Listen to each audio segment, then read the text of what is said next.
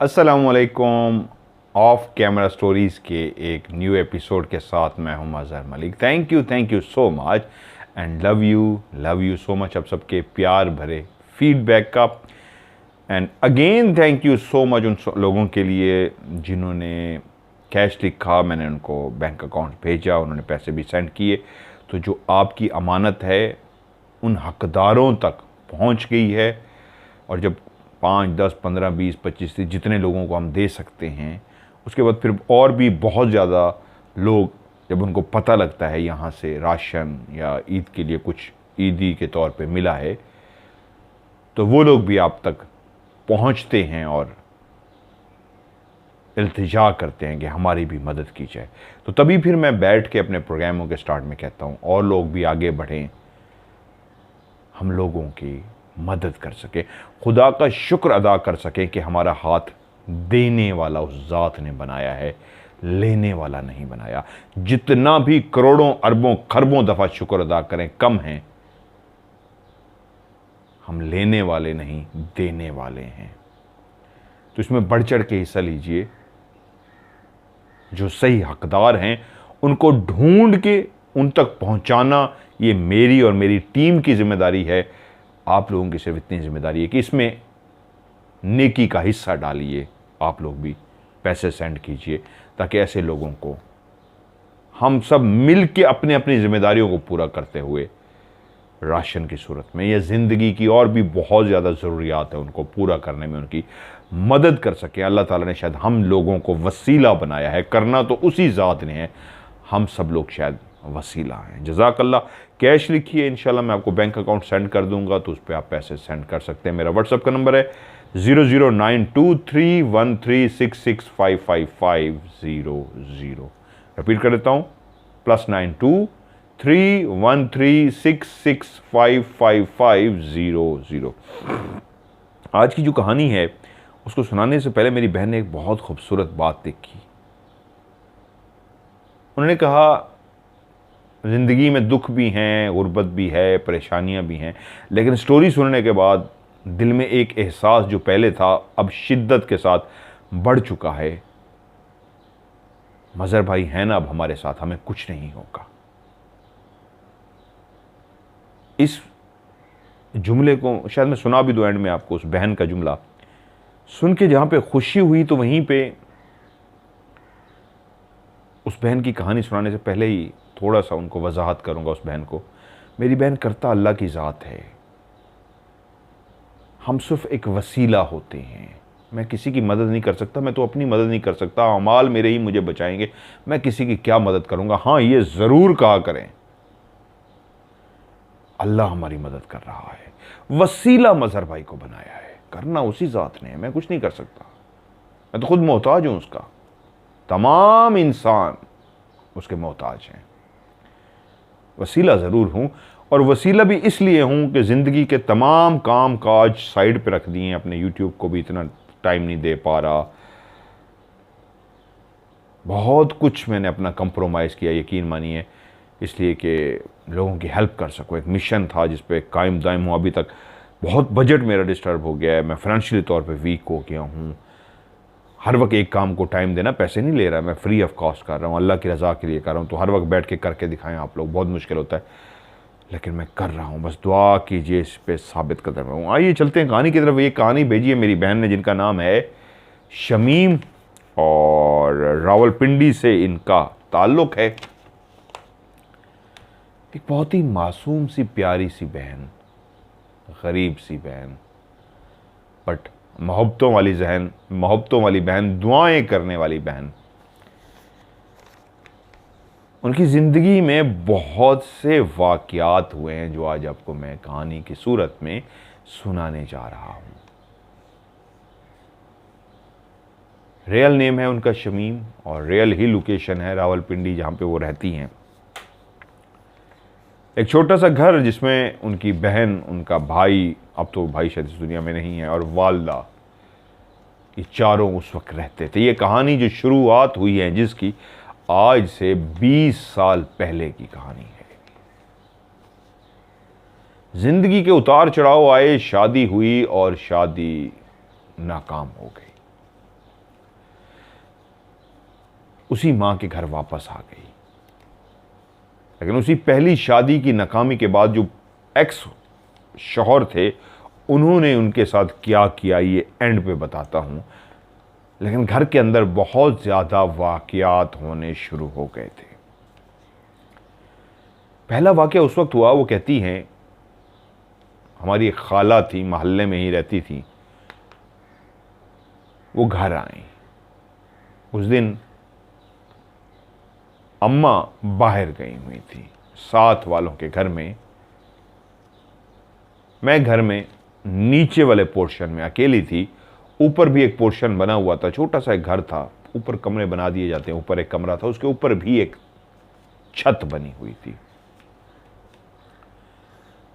बूढ़ी सी खाला आई, मेरे पास आई। मैंने कहा आए खाला। मैंने खाला को घर में वेलकम किया। दरवाजे पे उसने पूछा बेटा माँ कहाँ है? मैंने कहा अम्मा गई हुई हैं, आने वाली हैं, आए ना आप। तो खाला, बूढ़ी खाला चलती हुई घर में दाखिल हुई। चारपाई बिछी हुई थी, मैंने उनको चारपाई पे बिठा दिया। खाला बैठ गई, मैं उनके लिए पानी वगैरह लेके आई और मैं हाल हवाल पूछना शुरू हो गई। क्या हाल है खाला? उस बेटी का क्या हाल है? उसका क्या हाल है? जिस तरह बुज़ुर्ग दुआएं देते हैं, दुआओं से खाला शुरू हुई। बेटा वो भी ठीक है, वो भी ठीक है, बस अल्लाह ये करे, अल्लाह वो करे। बुज़ुर्गों की नसीहतें, बुज़ुर्गों की स्पेशली दुआएं, मोहब्बत का इज़हार। हम दोनों इसी तरह बातें करने में मसरूफ़ थे कि गेट के ऊपर दस्तक हुई। अम्मा इस वक्त कभी भी रात को जाती नहीं थी, लेकिन कभी कभी चली भी जाती थी। जब दस्तक हुई तो साथ ही आवाज़ आई, मेरा नाम पुकारा गया, और पुकारने वाली कोई और नहीं, मेरी माँ ही थी। दरवाज़ा नॉक किया गया। ठक ठक ठक ठक, शमीम। ठक ठक ठक ठक, शमीम। तो शमीम ने अंदर से बैठे हुए आवाज़ आ गई, आई अम्मा, दरवाज़ा खोल। शमीम अपनी जगह से उठी और खाला भी मुंतज़िर थी माँ की ही। बोली जा बेटा दरवाज़ा खोल, क्या तेरी माँ आई है। आवाज़ खाला ने भी सुन ली। कौन सा बड़ा घर था, चौड़ा घर था, छोटा सा ही घर था, चंद कदम चलते थे ख़त्म हो जाता था, सामने ही दरवाज़ा था। तो मैं दरवाजे पे पहुंची। बाहर अंधेरा था, अंदर रोशनी घर के अंदर चल रही थी।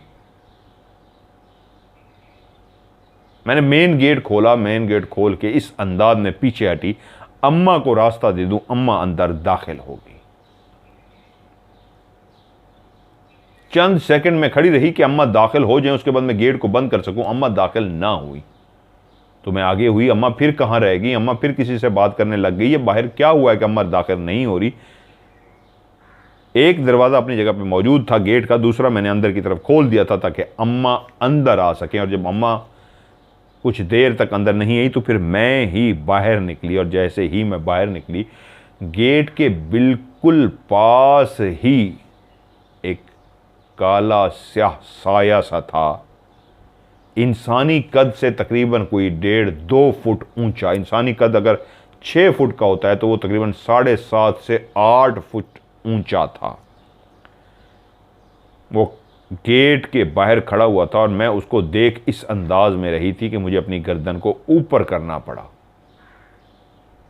यूं ऊपर करके मुझे उसको देखना पड़ा। वो इतना ऊंचा था, वो बिल्कुल काला स्याह था, एक बिल्कुल साया सा, लेकिन एक ऐसा साया जो रोशनी हो और कोई गुजरे तो रोशनी के पीछे उसकी परछाई बनती है, उसका साया बनता है। ये वो वाला साया नहीं था, ये एक ब्लैक सा था, लंबा सा, ऊंचा था, 8 फुट ऊंचा। उसके आर पार भी मुझे नजर आ रहा था, उसके बावजूद मैं उसका बड़ा सा सर भी देख पा रही थी। उसके सर के भी अंदर मैं आर पार देख रही थी, लेकिन सफ़ेद सफ़ेद उसके अंदर जो आंखें थीं वो बिल्कुल सफ़ेद सी थी, गोल थी। जब वो चमक रहा था तो मुझे आंखें भी उसकी क्लियर नज़र आ रही थी। और साथ ही जब उसने अपना मुंह खोला तो वो जो आर पार जिसके मैं देख पा रही थी एक साए की तरह था। जब उसने मुंह खोला तो उसके सफ़ेद दांत मुझे नज़र आए।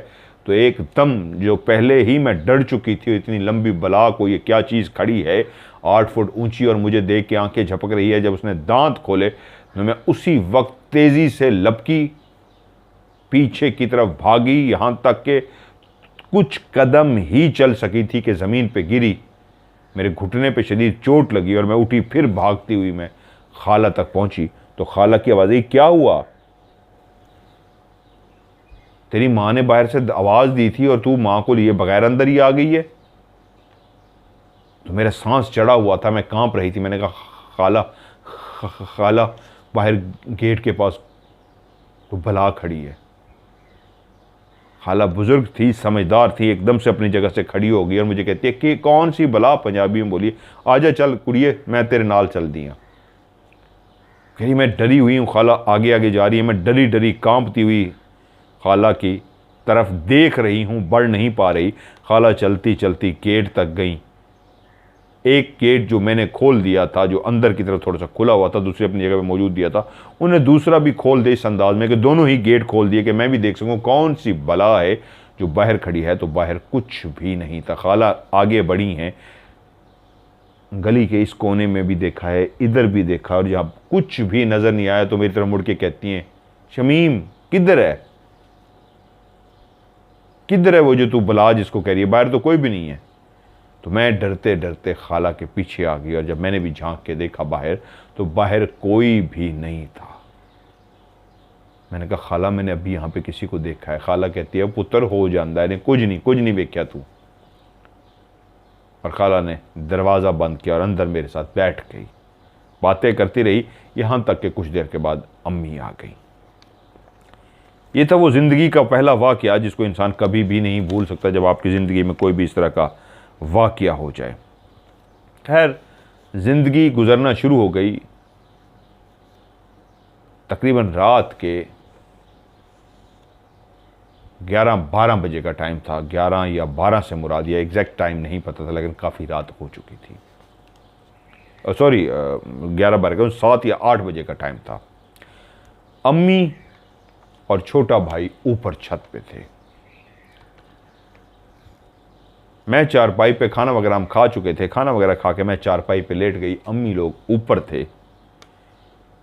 मैं ऐसे गहरे ख्यालों में गुम सी थी। घर के सहन के अंदर बल्ब जल रहा था। जिंदगी की गुजरे हुए लम्हे को भी याद कर रही थी। आगे क्या होगा, कैसी गुजरेगी जिंदगी, यही ख्यालात दिमाग में इसी तरह चल रहे थे। आंखें तो खुली थी, लेकिन खुली आंखों से क्या सपने बुन रही थी।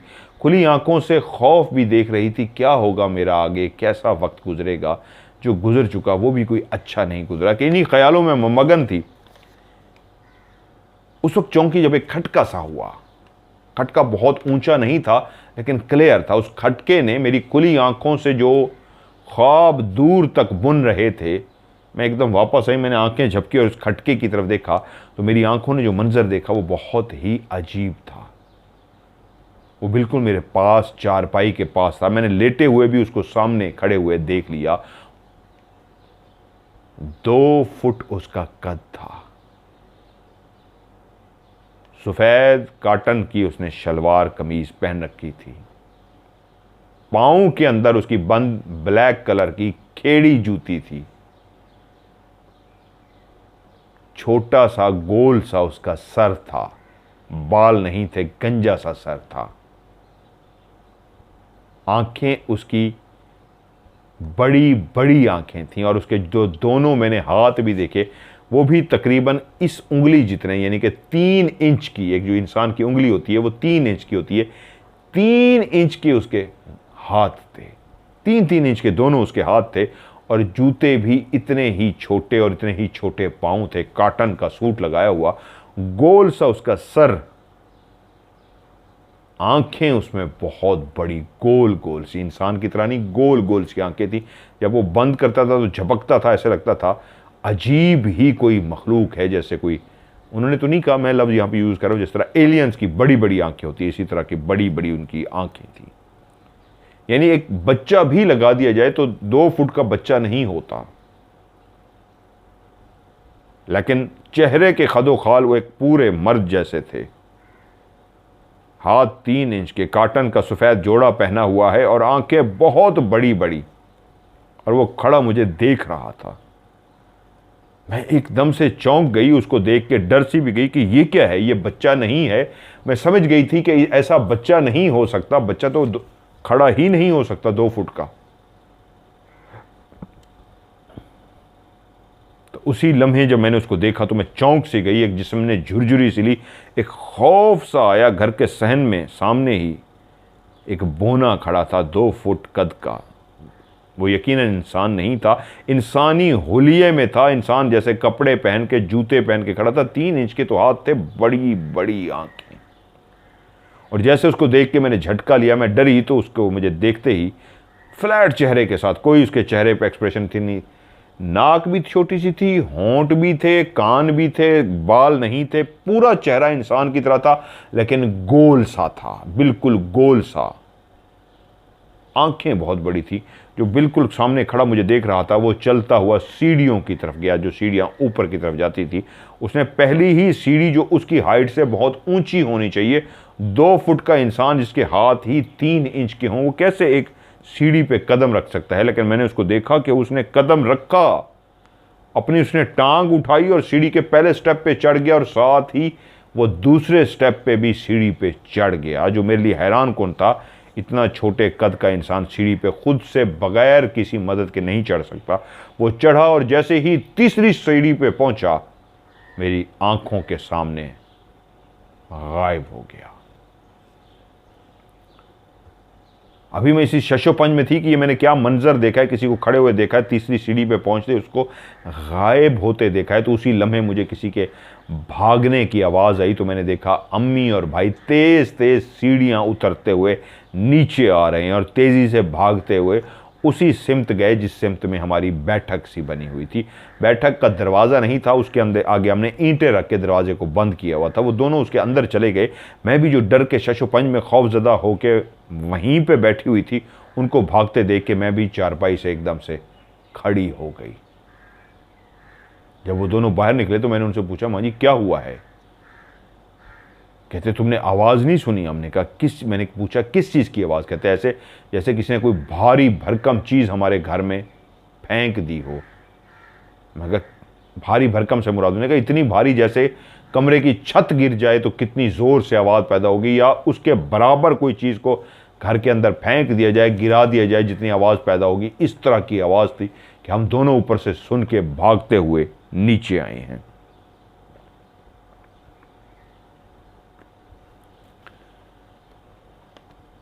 मैंने क्या देखा था, मैंने अम्मी से इस वाक़ये का जिक्र नहीं किया।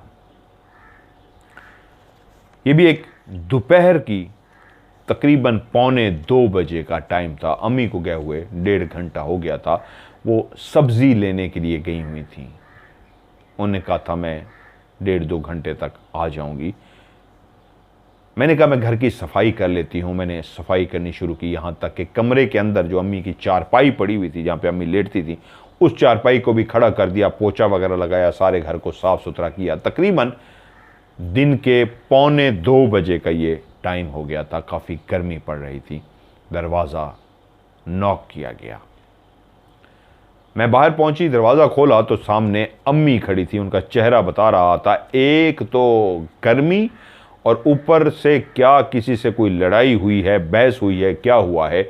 उनका चेहरा गुस्से से लाल हो रहा था। मैंने जल्दी से दरवाज़ा खोल दिया। मैंने कहा आइए अम्मी। मैं समझ गई अम्मी का मूड अच्छा नहीं है। मैं फौरी तौर पे अंदर गई कि पहले मैं अम्मी की चारपाई बिछा दूं ताकि वो आके मज़ीद गुस्सा ना करें, क्योंकि वो बाहर से आ रही हैं। एक तो आज शदीद गर्मी है, ख़ुद मेरा गर्मी से बुरा हाल था, और अम्मी जिस तरह मैंने दरवाज़ा खोला है बाहर खड़ी थी, गुस्से में भरी। लगता है बाहर किसी से लड़ाई हो गई है या कोई बात होगी और मुझे आगे डांटना शुरू कर देंगी। मेरी चारपाई कहाँ है, मैं कहाँ बैठूँ, मैं क्या करूँ? तो फौरी तौर पर मैं अंदर भागती हुई कमरे में गई।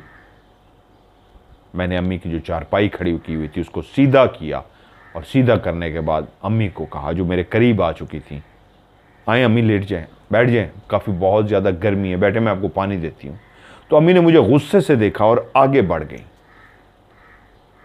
तभी मुझे एहसास हो गया वाकई मूड आज बहुत गुस्से में है, कुछ ना कुछ हुआ है। कोई बात नहीं, मैं अभी अम्मी से बात करती हूँ, थोड़ी सी ये नॉर्मल हो जाए, ये ना हो मैंने कोई मज़ीद बात की तो मज़ीद गुस्से हो जाए। तो मैं अम्मी का इंतज़ार करने लग गई।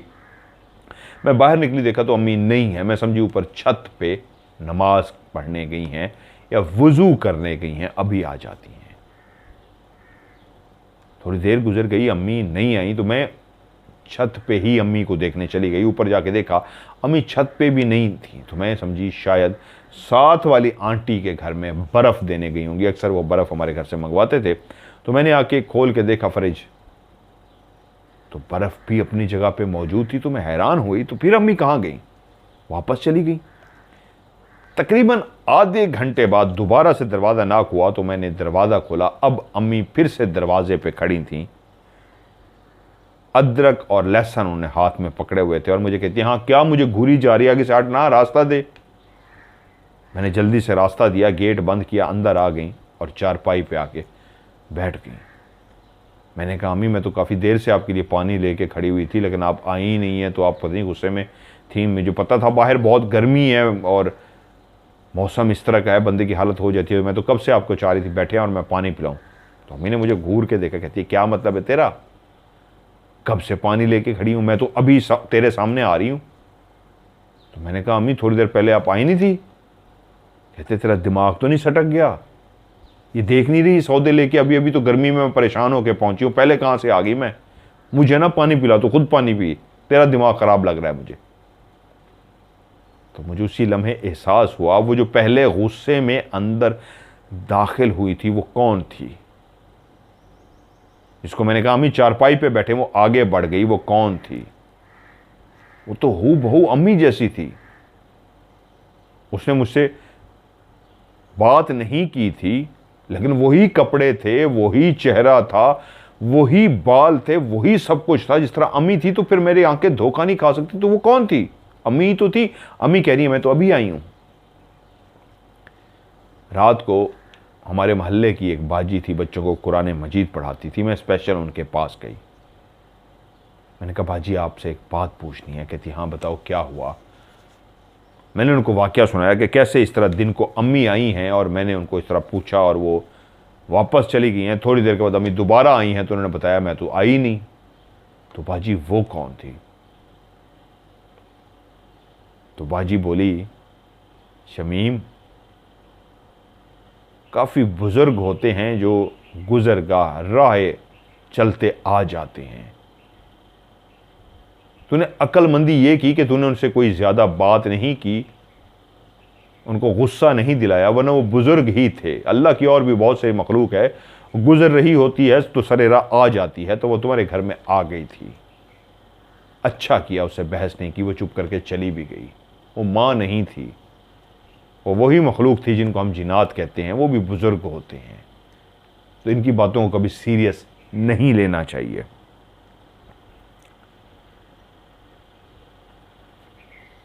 फिर कुछ दिनों के बाद अम्मी की कुछ तबीयत कुछ दिनों से ख़राब थी, इस तरह कमज़ोरी हो रही थी, वो कुछ खा पी भी नहीं रही थी। मैं उनकी देखभाल कर रही थी। अक्सर रातों को मैं उठ जाती, अम्मी को किसी चीज़ की ज़रूरत ना हो, क्योंकि आजकल वो खुद से उठ नहीं पा रही थी, काफ़ी कमज़ोरी महसूस कर रही थी। रात के 3 साढ़े 3 बजे का टाइम होगा, मेरी आंख खुली तो मैंने देखा कमरे की लाइट जल रही है। अम्मी कमरे में अपने बिस्तर पर इस अंदाज में लेटी हुई हैं कि उन्होंने एक टांग फोल्ड की हुई है, घुटना ऊपर की तरफ है, और वो घुटने पे जैसे कोई खारिज किए जा रहा होता है ऐसे खारिज कर रही हैं, और कमरे से पेशाब की स्मेल आ रही है। एक निगाह में ही मैंने देख लिया कि सामने अम्मी लेटी हैं और बीमारी की हालत में, उनसे कंट्रोल नहीं हुआ, वरना मुझे कह देती थी वॉशरूम लेके जाओ। तो उनका वॉशरूम इस तरह निकल गया है जिसकी वजह से कमरे में बदबू फैली हुई है शदीद किस्म की, और वो अपने घुटने पे इस तरह शलवार ऊपर करके, शलवार उन्हें घुटने तक ऊपर की हुई थी और उसके ऊपर खारिज किए जा रही थी। मैं समझ गई कोई बेचैनी है कि इतनी तबीयत ख़राब हुई है कि कंट्रोल भी नहीं रहा, और उसके बाद वो अपनी इस तरह घुटने को किए जा रही है। तो मैं एकदम से उठी और मैंने कहा माँ जी आपको क्या चाहिए, कुछ चाहिए आपको? ये जुमला मेरा बोलना ही था कि उसी कमरे में जहाँ पे लाइट जल रही है, मैं माँ के साथ चारपाई डाल के इसलिए लेटी हूँ, कहीं माँ को भी ज़रूरत पड़े तो मैं पास लेटी हूँ, और आंखों से देख रही हूँ उनको और उनको पूछ रही हूँ क्या चाहिए आपको माँ जी। उसी लम्हे मेरी आंखों ने देखा कि माँ जी वहीं मेरी आंखों के सामने ही गायब हो गई। वही चारपाई उसी तरह पड़ी हुई थी, कोई उसके ऊपर गंदगी, कोई उसके ऊपर स्मेल नहीं थी, कुछ भी नहीं था। वो जो घुटने पे इस तरह खारिश कर रही थी, वो पता नहीं कौन थी, जो माँ जी का रूप धारे हुई लेटी हुई थी वहीं पे ही। वो मैंने देखा वो गायब हो गई। बिस्तर बिल्कुल साफ शफाफ था, वहां पे कुछ भी नहीं था, वो जो भी लेटी हुई थी वो गायब हो गई। वाकयात अभी थमे नहीं थे इस घर के अंदर। वाकयात थे कि मुसलसल इस तरह के वाकयात हो रहे थे। एक शाम मेरी तबीयत ठीक नहीं थी। मैं चारपाई पे लेटी हुई थी। मेरी बहन दूर से ही मुझे ये कहते हुए मेरे पास आ रही थी, हाँ आज मैं फ्री हूं, बोल क्या बातें करनी है तुझे, तुझे बड़ा शौक है ना मुझसे गिले शिकवे करने का, मुझसे बातें करने का। तू कहती है ना मैंने बड़े गिले शिकवे करने हैं, बातें करनी है। आज मैं तुझसे कह रही हूं, आजा मेरे साथ गिले शिकवे कर, बातें कर। और ये कहते कहते चलते चलते वो मेरी चारपाई तक पहुंच गई। और मैं सोच रही हूँ मेरी तबीयत ठीक नहीं है, मेरी बहन जानती भी है कि मैं आज बीमार हूँ, और आज के दिन ही मेरी बहन ने मुझसे इस तरह की बातें करनी है कि गिले शिकवे कर, बातें कर। मैं बीमारी में क्या बहन से गिले शिकवे करूं या बातें करूं। मैं चुप करके लेटी रही। वो पहले मेरे पास आई, फिर आके बिल्कुल जिस तरह आप पालती मार के बैठे हैं, चौकड़ी मार के बैठते हैं, इसी तरह वो आके बैठी और उसने मेरा सर ज़बरदस्ती जो तकिए पे रखा हुआ था उठा के अपने घुटने पे रख दिया, गोद में रख लिया। इस अंदाज में आके बैठी कि तकिया को हटा दे, गोद बना के बैठी और मेरा सर उठा के अपनी गोद में रख दिया। और मुझे कहती हाँ बोल बोल, कर गिले शिकवे, जो भी तेरी दिल की भड़ास है निकाल। आज मैं आज तुझे सुनने आई हूं, तुझे मौका दे रही हूं ना, बोल बोल क्या कहना है, बता मुझे, जो भी बातें करनी है कर मुझसे। ये पहला मौका था कि मैं उसकी आंखों में देख के समझ गई थी ये जो भी है मेरी बहन नहीं है। मैं उस वक्त मानती मेरी बहन ये वाली बातें करती जब मैं नॉर्मल होती। मेरी बहन कभी भी बीमारी की हालत में ऐसा नहीं कर सकती कि बीमारी में आके मुझसे कहे कि बोल क्या गिले शिकवे करने हैं तुझे, और ज़बरदस्ती मेरा सर गोद में रख के मुझसे इस तरह लाडियां भी कर रही है और कह रही बोल बोल, और मेरे बालों में हाथ फेर रही है और कह रही बोल तुझे क्या गिले शिकवे हैं, बोल मुझसे बात कर। और मेरा जिस्म की कपकपाहट बीमारी में तो नहीं थी, सर गोद में रखते ही शुरू हो गई। वो खौफ की वजह से कपकपाहट थी जो मैं कांप रही थी कि ये कौन है जिसने मेरी बहन का रूप धारा हुआ है और उसने मेरा सर अपनी गोद में रख लिया है, मेरे बालों में अपने हाथ भी फेर रही है। ये मुझसे चाहती क्या है, ये कौन है। मैं उसको ऊपर देखती, आंखें बंद कर लेती, मैं उसको देखती, वो आंखें बंद कर लेती। वो मुझे बैठी देख रही थी और मुस्करा रही थी। उसकी मुस्कुराहट ऐसे तंजिया थी जैसे कह रही हो मुझे पता है कि तुझे पता चल गया है मैं तेरी बहन नहीं हूं, मुझे पता है तू धोखे में नहीं आई, मुझे पता है कि तू कांप रही है और तू सब समझी हुई है, लेकिन फिर भी मैं तुझे देख रही हूं। तुझे अभी भी गोदी में, अब तेरा सर मैंने गोद में रखा हुआ है और तुझसे बातें कर रही हूं, बोल करना गिले शिकवे। किसी इंसान के साथ ये प्रैक्टिकली हो जाए कि कोई रूप आपकी बहन के धारे हुए हो और ज़बरदस्ती इस तरह बैठ के आपका सर भी अपनी गोद में रख ले, बड़े से बड़ा दिलेर शख्स होगा, उसका दिल दहल जाएगा जब उसको ये पता होगा गोदी में सर रखने वाली मेरी बहन नहीं कोई और मखलूक है। और कहती है मैं उसको देखती रही, तभी मुझे एकदम से दिल में आया कि मैं कलमा पढ़ना शुरू कर दूं। मैंने आंखें बंद की और मैंने ला इलाहा इल्लल्लाह मोहम्मद रसूलुल्लाह, ला इलाहा इल्लल्लाह मोहम्मद रसूलुल्लाह, ला इलाहा इल्लल्लाह मोहम्मद रसूलुल्लाह, ये एक कलमा था जो मेरे मुंह से जारी हो गया। यहाँ तक कि उस पहले मैं उसको दिल में पढ़ती रही, ला इलाहा इल्लल्लाह मोहम्मद रसूलुल्लाह, होंठ नहीं हिल रहे थे। फिर मेरी पता नहीं क्या हुआ, मेरे अंदर से हिम्मत आई कि मैंने इसी कलमे को जो दिल में पढ़ रही थी ऊंचा ऊंचा पढ़ना शुरू कर दिया। इतना ऊंचा पढ़ना शुरू कर दिया, ला इलाहा इल्लल्लाह मोहम्मद रसूलुल्लाह, ला इलाहा इल्लल्लाह मोहम्मद रसूलुल्लाह, इतना ऊंचा पढ़ना शुरू कर दिया कि मुझे आंखें बंद किए हुए एहसास हुआ कि मेरा सर जो किसी की गोद में था वापस अपने तकिए पे रखा हुआ है। कब उसने मेरा सर अपनी गोद से हटा के तकिए में रखा मुझे नहीं पता। मैं आंखें बंद किए खौफ में कांपते हुए तेज दिल की धड़कन के साथ बस कलमा पढ़ती जा रही थी। और जब मैंने आंखें खोली तो मेरा सर तकिए पे रखा हुआ था। वो जो भी थी वो जा चुकी थी। थोड़ी देर के बाद मैंने अपनी बहन को आते हुए देखा और वो मुझसे पूछ रही थी, क्या हुआ है शमीम, खैर है, क्या हुआ है, तबीयत ठीक है ना, क्यों इस तरह ऊंचा ऊंचा कलमा पढ़ रही है। वो डर गई थी कि जिस तरह ये तेज़ी के साथ कलमा पढ़ रही है, क्या हो गया इसको। तो तेज़ी से भागती हुई मेरे पास आई और जिस अंदाज में बोली और परेशान हुई तो मैं समझ गई थी ये मेरी बहन है, वो मेरी बहन नहीं थी। और तभी मैंने उसकी तरफ देखा और मैंने उसको कहा, कुछ नहीं, तू कहाँ पे थी। कहती है, मैं तो अंदर थी, जब मैं ऐसे बाहर आई हूँ तो देखा तो इस तरह कलमा पढ़ी है, सब ठीक है ना। तो मैंने देख लिया ये मेरी बहन है। वो मुझे पता लग गया था वो मेरी बहन नहीं थी, क्योंकि जब मैंने उसको एक दफ़ा आंखों में देखा था तो उसकी आंखें जिस तरह वो झपक नहीं रही थी, उसकी जिस तरह की आंखें थी, इसके बावजूद उसका चेहरा बिल्कुल मेरी बहन के जैसा था, लेकिन फिर भी उसकी आंखें, मुझे पता लग गया था मेरी बहन की आंखें नहीं हैं। ये वही मखलूक है जो एक दफ़ा मेरी माँ का रूप धार के आ चुकी है, जिसको मैंने बोने के बच्चे के रूप में भी देखा है, जिसने मेरी माँ की आवाज़ निकाल के, जिस तरह मेरी माँ मुझे पुकारती है शमीम, इस तरह आवाज़ दे के मुझे गेट से बाहर पुकारा था, लेकिन वहाँ पे मेरी माँ नहीं थी, कोई ब्लैक सा खड़ा हुआ था। तो मैं समझ गई थी वो रूप मेरी बहन का धार के मेरे पास आई है, वो मेरी बहन नहीं है।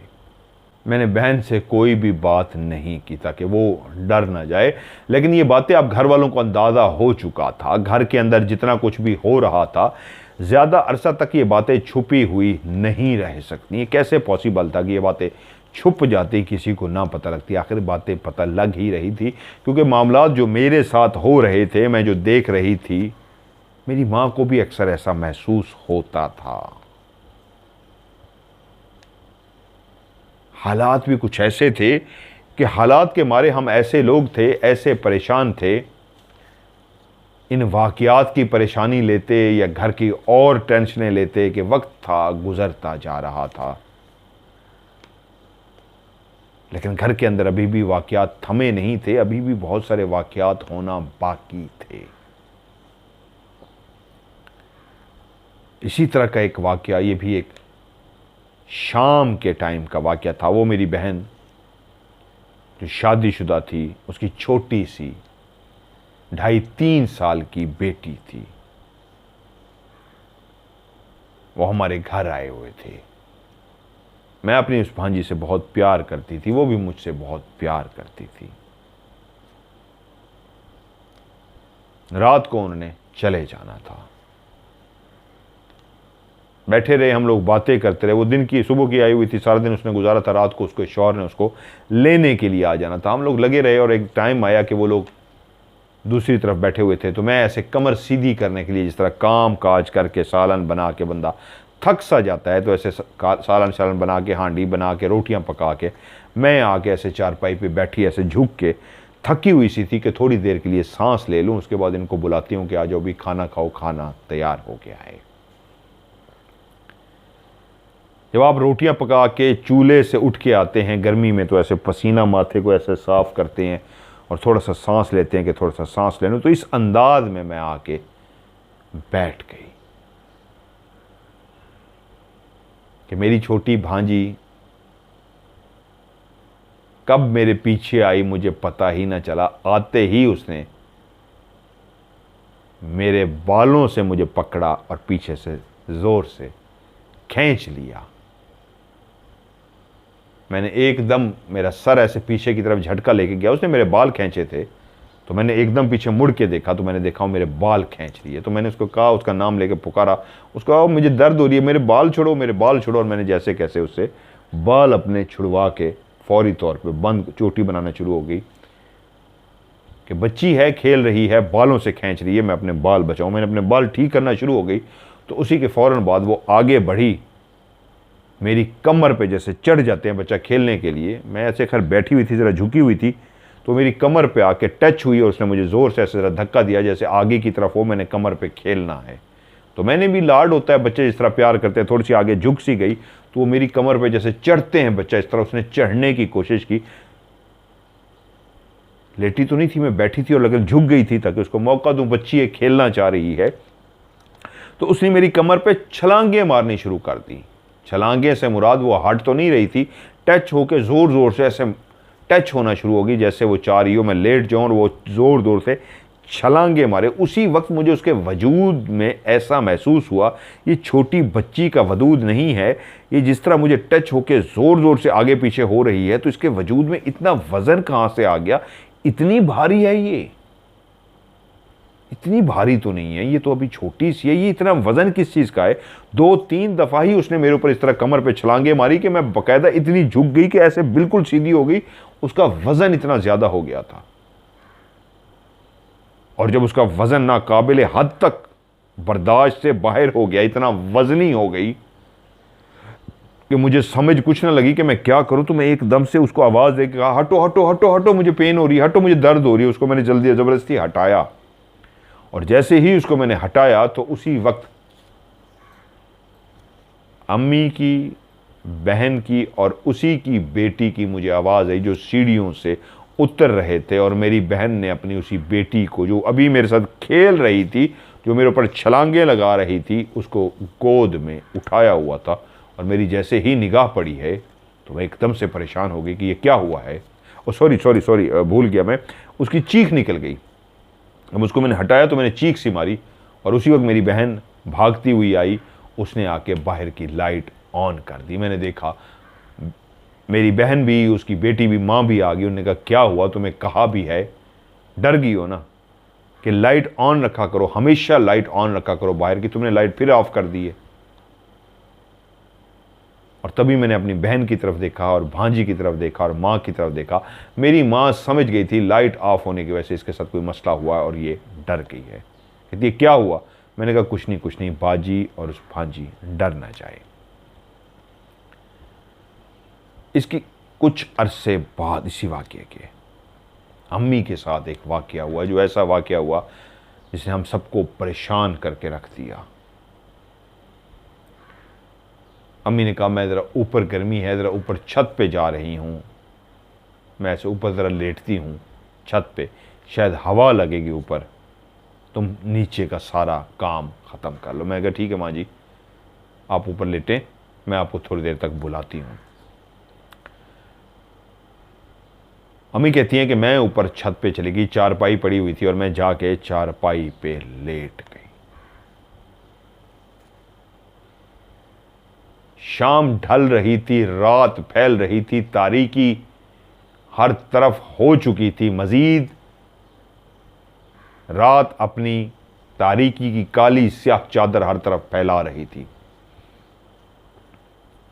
खूब अंधेरा हो चुका था। तभी मां कहती है कि मैं चारपाई पे लेटी हुई थी, उसी लम्हे मेरी निगाह सामने छत पे पड़ी, जो ऊपर कमरा बना हुआ था उसकी छत के ऊपर। घुप अंधेरा अभी हुआ नहीं था, होने जा रहा था, क्योंकि शाम के बाद रात, शाम में तो नीलगो आसमां होता है, शाम में अभी बहुत कुछ क्लियर हो रहा होता है। शाम जब ख़त्म हो रही होती है तो रात की चादर फैलती जा रही होती है, अभी घुप अंधेरा नहीं हुआ होता। तो ये समा था कि मैंने छत पे खड़ी हुई उस क्लियर औरत को भी देख लिया जिसके बाल खुले हुए थे, उसका चेहरा लाल सुर्ख था, उसकी आंखें ऐसी थी जैसे उसकी आंखों में से आग निकल रही हो। लाल सुर्ख उसकी आंखें, अजीब सा उसका चेहरा था, बाल उसके खुले हुए थे, बहुत ही पुराने से उसने कपड़े पहने हुए थे। कौन थी वो जो हमारी छत पे चढ़ गई थी, उसकी जुर्रत कैसे हुई थी छत पे चढ़ने की। और हैरत की बात थी, इस छत पे तो रास्ता भी नहीं जाता था, इस छत की तो सीढ़ियां भी नहीं थी, इस छत पे तो कोई चढ़ भी नहीं सकता था, तो फिर वो कैसे चढ़ी हुई थी। मैं अभी इन्हीं बातों को सोच के ऊपर की तरफ देख ही रही थी, ये औरत कौन है, ये ऊपर क्या कर रही है, क्यों चढ़ी हुई है। और औरत की आवाज आई, तुझे सुकून नहीं है ना जिंदगी में, तुझे चैन नहीं है ना जिंदगी में, ना खुद तू सुकून करती है, ना चैन लेती है, ना हमें तू सुकून लेती है, ना हमें तू चैन लेने देती है। ये आखिरी जुमले थे जो माँ ने चारपाई पे लेटे हुए उसके सुने थे, कि तुझे ज़िंदगी में खुद भी कोई चैन नहीं है, ना हमें तू चैन लेने देती है, ना तू खुद चैन लेती है। उसके बाद तेज़ी से वो उठी और भागती हुई नीचे सीढ़ियों से नीचे उतर आई है। शमीम ने माँ को इस तरह तेज़ी से उतरते हुए देखा तो परेशान हो गई। माँ जी क्या हुआ है? कुछ नहीं बोली, वो आके नीचे लेट सी गई और उसके बाद लेट तो गई, लेकिन थोड़ी देर के बाद उसने देखा माँ को शदीद बुखार हो गया है। वो बेचारी पट्टियां करना शुरू हो गई, जिस तरह ट्रीटमेंट करते हैं वो सारा करना शुरू हो गए। और ये कहती है ये वो लम्हा था कि माँ फिर ऐसी बीमार हुई उसी वाक़ये के बाद के 1.5 साल तक शदीद बीमार और बिस्तर पे रही। जब माँ ऊपर से डर के भागती हुई नीचे आ गई थी, चारपाई पे आ गई, तो उस वक्त मैंने माँ से पूछा तो माँ ने खौफजदा हालत में सिर्फ इतना बताया था मुझे, ऊपर एक औरत खड़ी थी और मुझसे कह रही थी तो ये सुकून नहीं है ना तू खुद चैन लेती है ना हमें चैन से रहने देती है। पता नहीं वो औरत कौन थी, ऊपर कैसे चढ़ गई और वो खड़ी क्या कर रही थी, वो इतनी खौफनाक थी शमीम, मैं उसको देख के डर गई हूँ। बस ये आखिरी जुमले माँ ने बोले थे और उसके बाद फिर से डरी सहमी सी हो गई थी। शमीम माँ को दिलासा दे रही थी क्योंकि वो तो ज़िंदगी में कुछ इस तरह के वाक़यात देख चुकी थी, आदी हो गई थी, वो भी डरती थी, लेकिन माँ के साथ शायद पहला ऐसा वाक़या था जो खुल के हुआ था। इतना क्लियर किसी को इंसानी रूप में खड़े हुए देखा था जो यकीनन इंसान नहीं थी, क्योंकि ऊपर जब रास्ता ही नहीं था तो वो कैसे चढ़ सकती है ऊपर वाली छत पे। उसके बाद कहती है हमने काफ़ी पीरों फ़कीरों को दिखाया, मैंने अपना भी काफ़ी इलाज करवाया पीरों फ़कीरों पे। माँ को भी 1.5 साल लग गया और वहीं पे एक वाक़या हुआ शमीम के साथ कि जहाँ से रिश्ता ख़त्म हुआ था, पहला शादी हुई थी, तलाक हुई थी, उन्होंने उसके ऊपर ऐसा जादू कराया कि वो एक दिन कहती है खाना आया उनके घर से। मैंने लुकमा तोड़ा, रोटी का एक लुकमा था, आम सी रोटी और आम सी रोटी का लुकमा जिस तरह इंसान तोड़ता है। मैंने लुकमा तोड़ा, उसको सालन के साथ लगाया और उसको मुंह में डाल दिया, उसको दांतों से चबाना शुरू कर दिया। मैं उसको चबाती रही और चबाने के बाद जब उसको निगलने की कोशिश की, गले तक पहुंचा तो वो अटक सा गया। ना सिर्फ गले में अटक सा गया बल्कि मुझे लगा कि मेरे गले के अंदर 8-10 सोयां हैं जो चुभ सी गई हैं। ना वो लुकमा नीचे जा रहा था, ना मैं वापस उसको उल्टी करके निकाल पा रही थी। वो गले में फंस सा गया था, ऐसा गले में फंस सा गया था कि बाकायदा मुझे लगा कि मेरे गले से खून निकल रहा है। मैं थूक डालती थी तो थूक में खून होता था, लुकमा यहाँ फंसा हुआ था, ऐसा लगता था 8-10 सोयां हैं। उन्होंने घर के साथ एक अस्पताल का नाम लिया है, रावलपिंडी का एक मशहूर अस्पताल है। फौरी तौर पे वहाँ लेके गए और डॉक्टर भी हैरान थे, कैसे पॉसिबल है कि आपके गले में ये फंसा है और ये सोयां गई हैं आपके गले में। उन्होंने बड़ी मुश्किलों से उसको निकाल तो लिया,